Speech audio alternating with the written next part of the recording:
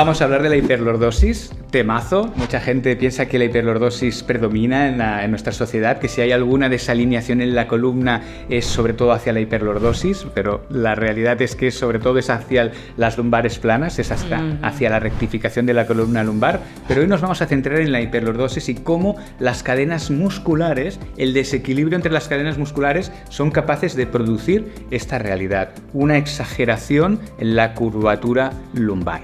Vamos a poner primero una imagen rápida para hacer una comparativa entre lo que es una curvatura normal, que es de alrededor de 50 grados. Eso tiene toda una estrategia de medición con una serie de instrumentos y una metodología determinada, y hiperlordosis, que es más de 50 grados. Cuanto más se aleje de los 50 grados, tanta más hiperlordosis va a haber. Entonces, las cadenas musculares son capaces de producir hiperlordosis. Hay 3 cadenas capaces de generarlo, ¿de acuerdo? Pero tenemos que aclarar primero unos conceptos. Hay que aclarar el concepto de qué diferencia hay entre hiperlordosis y punto de inflexión, que ahí a veces se confunde y no pocas veces ambos términos, ambos conceptos. Entonces, fíjate la diferencia entre la radiografía de la izquierda y la de la derecha. Muchas veces este tipo de radiografía se diagnostica como hiperlordosis, porque vemos que el sacro está muy horizontalizado. El sacro tendría que estar en esta posición con una angulación de 30 grados y aquí tiene una angulación de 80, 85 como mínimo.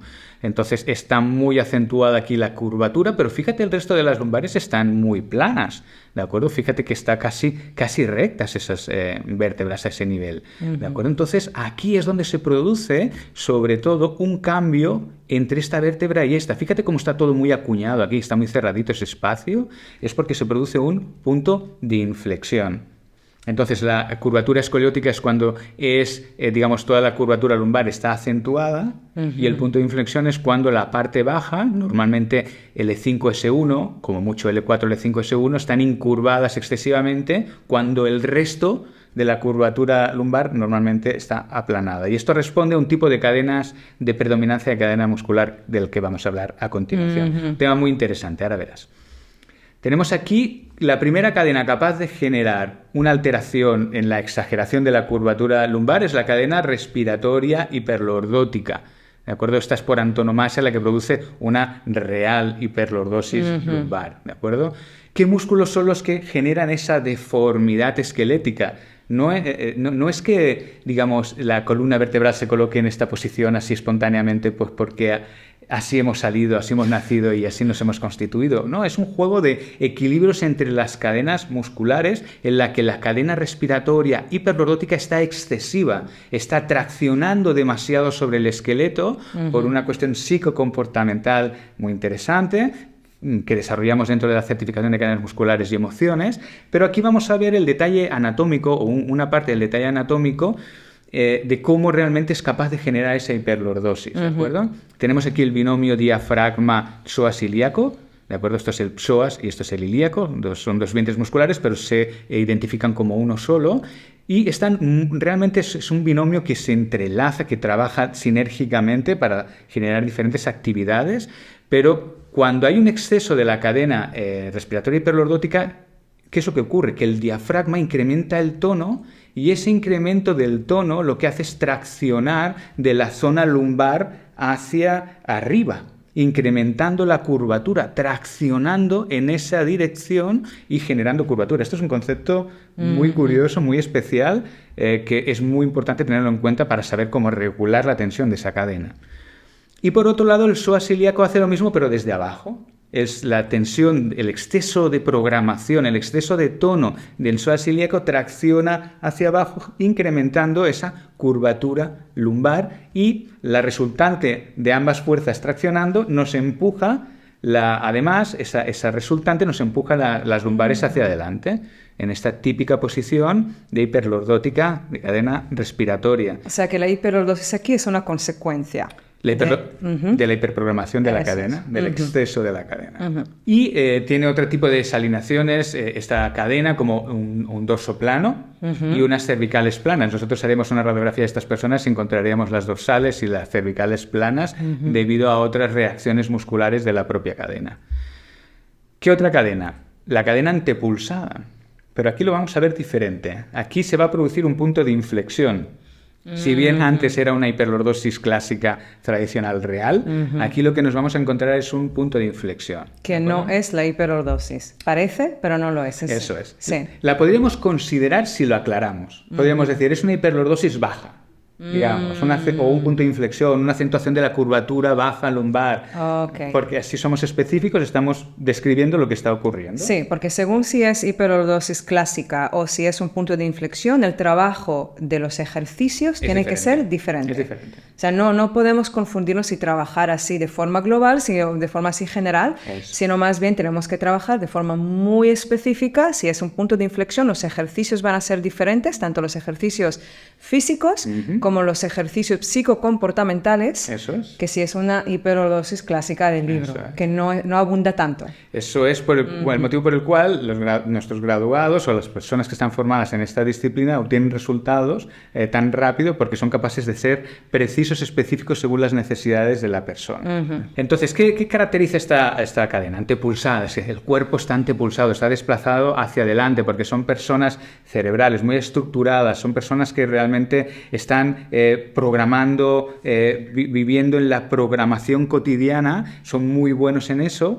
Entonces, ¿qué es lo que pasa? Que lo que hacen es su mente, que es donde residen, propulsa el cuerpo anteriormente, entonces se va la pelvis y el cráneo se va hacia adelante. Estoy sacando flechas aquí pensando que iba a salir una flecha del cráneo, pero no sale. Es igual, lo explico.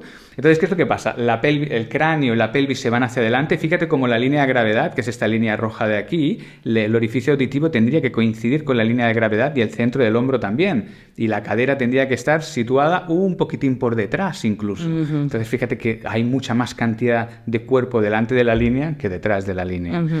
Entonces, ¿qué es lo que ocurre? Que cuando el cuerpo se proyecta hacia adelante, el sistema nervioso lo detecta y le dice a la cadena antepulsada, le dice, oye, incrementa el tono de los músculos erectores, porque de esta manera lo que vamos a hacer es controlar el cuerpo, lo vamos a sujetar para evitar que se caiga.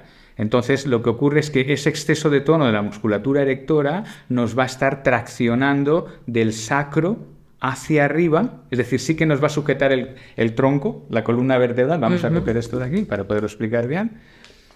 Como esta musculatura va de aquí, ¿de acuerdo? Imaginemos en término neto, hasta la parte de arriba, se incrementa el tono para sujetar el cuerpo, para que no se vaya hacia adelante. Claro, el músculo se contrae así. Vamos a ver si esto lo podemos asentar. Se contrae así. Y va a generar tracción de arriba, pero de arriba hacia abajo, pero también de abajo hacia arriba, y eso va a producir una horizontalización del sacro. Ese exceso de tono va a generar ese punto de inflexión a ese nivel, a nivel lumbosacro. Dicho esto, comentar que estas personas también tienen la región dorsal plana, debido al cuerpo que se desplaza hacia atrás, y también tienen rectificación cervical, además de otra serie de desalineaciones biomecánicas. Y la tercera cadena es la cadena adaptable. También forma parte de la cadena respiratoria, la cadena adaptable, y son esas personas que desplazan la pelvis hacia adelante, el tronco hacia atrás y la cabeza hacia adelante. Es como un desplome postural, es como un zigzagueo del cuerpo en búsqueda de ese aplomo esquelético. Es decir, son personas que no se sujetan posturalmente, en términos netos, vamos a decirlo así, muscularmente, sino que se apoyan en las articulaciones y en los ligamentos que mantienen, fascias, que mantienen digamos, la estabilidad articular. ¿De acuerdo? Entonces, en este tipo de personas también se va a producir un punto de inflexión, igual que en el exceso de la cadena antepulsada. Nos desplazamos la pelvis hacia atrás, el tronco se desplaza, la pelvis se desplaza hacia adelante, el tronco se desplaza hacia atrás y ya tenemos liado el punto de inflexión debido a eso. Y uno se preguntará, pues me gustaría tener estas radiografías juntas para poder analizarlas y poder ver las diferencias. Pues lo tenemos preparado, que se pueda ver.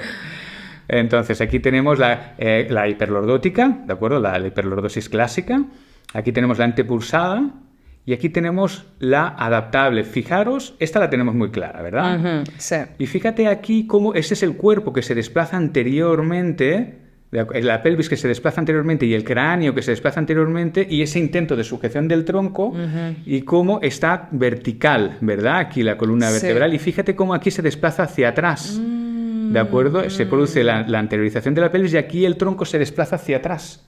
porque está apoyado sobre su propia estructura. Y esta de aquí es recto porque se ha desplazado tanto hacia adelante que el tronco está, digamos, enderezando la posición digamos, sujetando el peso del cuerpo, y por eso la disposición espacial es diferente de la columna vertebral. Entonces son puntos de inflexión ambos, lo que pasa que el mecanismo por el cual se produce su punto de inflexión es diferente.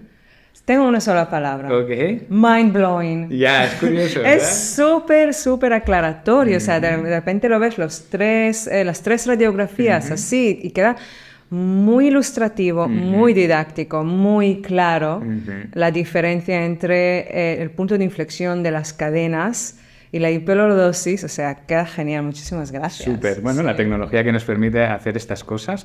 Entonces, todas estas desalineaciones, las desalineaciones biomecánicas generadas por las diferentes, digamos, tensiones entre las cadenas, las luchas que se producen entre ellas y las desalineaciones biomecánicas que generan, van a ser fuente de estrés mecánico. Explícanos, ¿qué es exactamente el estrés mecánico? Tenemos un vídeo para eso en el que lo podemos explicar ampliamente, que lo vas a poder encontrar en la descripción. No te lo pierdas, es un vídeo significativo. Pero quiere decir, para resumirlo lo máximo posible, que cuanto más equilibrados, cuanto más cercanos a la postura ideal estemos, menores fricciones extrañas van a haber en nuestras articulaciones. Cuanto más alejados de la línea deplomada, de la postura ideal estemos, más estrés mecánico va a haber, y ese estrés mecánico genera fricciones anómalas en nuestras articulaciones que las van a desgastar. Van a generar artrosis, van a generar discopatías, va a generar desgastes en los cartílagos, va a generar pinzamientos en los discos, en los nervios, que son, digamos, las patologías típicas degenerativas del aparato locomotor. Eso es. Que muy buena parte de ellas vienen por estas desalineaciones biomecánicas que todos tenemos. Y quiero aclarar que no es para asustar a nadie. Ajá. O sea, no es cuestión de que... Es una realidad, es lo que es ocurre. una realidad. Y es más vale ser consciente de Eso ello es. y poder prevenir, que siempre es más fácil y barato prevenir todo eso, porque de hecho lo que decimos aquí es una llamada de esperanza. Decimos, chicos, se puede prevenir una gran parte de las enfermedades degenerativas teniendo un buen conocimiento, haciéndote una buena radiografía, sabiendo exactamente cómo estás alineado, y con el ejercicio terapéutico. Nuestros graduados de cadenas musculares y emociones, lesiones y patologías son expertos en realmente adaptar la práctica, el ejercicio físico, el ejercicio terapéutico para esas desalineaciones que la grandísima mayoría de la población las tenemos. Sí, absolutamente. Todo el mundo tiene un cierto grado de desalineación u otro, y si no tiene desalineaciones biomecánicas, tiene procesos patológicos por el uso que hace del cuerpo, ¿de acuerdo? O por las condiciones congénitas con las que nace. O psicológicas. Así que realmente todos tenemos una cosa u otra, y más vale ser consciente y trabajar por ello que pensar que no, bueno, y de repente llegar a los 50 y tengo artrosis, discopatías y me duele y no puedo realmente ya recuperar 100% como estuve antes. Depender de la farmacología, ¿no? Para tapar síntomas. Entonces, para mejorar las curvaturas de la columna hay que actuar globalmente sobre todas las desalineaciones de la cadena. No solamente actuaríamos aquí para mejorar, digamos, ese punto de inflexión o para recuperar la curvatura lumbar que falta en este caso, sino hay que actuar a todos los niveles. Porque... O sea, no solamente las lumbares aquí. Eso es, ahí está. Es decir, cuando hay un exceso en una cadena muscular o en dos, hay que actuar sobre donde hay las desalineaciones biomecánicas, esos excesos de la cadena, para liberar al cuerpo y permitirle que pueda adoptar una posición más equilibrada con menos estrés mecánico. Si te ha interesado esta información, si te ha gustado esta clase, puedes ir a nuestro canal de YouTube, y ahí tenemos un montón de clases digamos, abiertas para que tú puedas profundizar en todos estos conocimientos. Y si realmente ves que puede ser una herramienta útil para ti, para digamos, poder saber adaptar el ejercicio físico a las necesidades reales de tus alumnos o de tus pacientes, o tuyos mismos, o de tus amigos, o de tus familiares, tienes la posibilidad de hacer la certificación de cadenas musculares y emociones Physium. ¿De acuerdo? Aquí, por ejemplo, podemos ver cómo están las desalineaciones típicas de 4 de las cadenas musculares, que hay, digamos, alteraciones, desalineaciones biomecánicas a todos los niveles: tronco, extremidad superior, extremidad inferior. Sí. Y allí la certificación te llamas el método paso a paso. Eso es, y ese es un ejemplo. No tenemos aquí todo impreso, pero para que veas un poquito la calidad, el enfoque de la certificación. Tiene ejercicios físicos, ejercicios psicoemocionales. También las clases de los ejercicios físicos pues están grabadas con 3 cámaras para que se vea todo con mucho detalle, cada ejercicio. Y la verdad es que bueno, estamos súper contentos con los resultados que obtienen nuestros alumnos. Es bastante asombroso y te invitamos a formar parte. Te dejamos el link abajo por si tienes curiosidad. Y ya lo sabes. Si te cuidas a ti, nos cuidas a todos, somos un solo cuerpo. Gracias.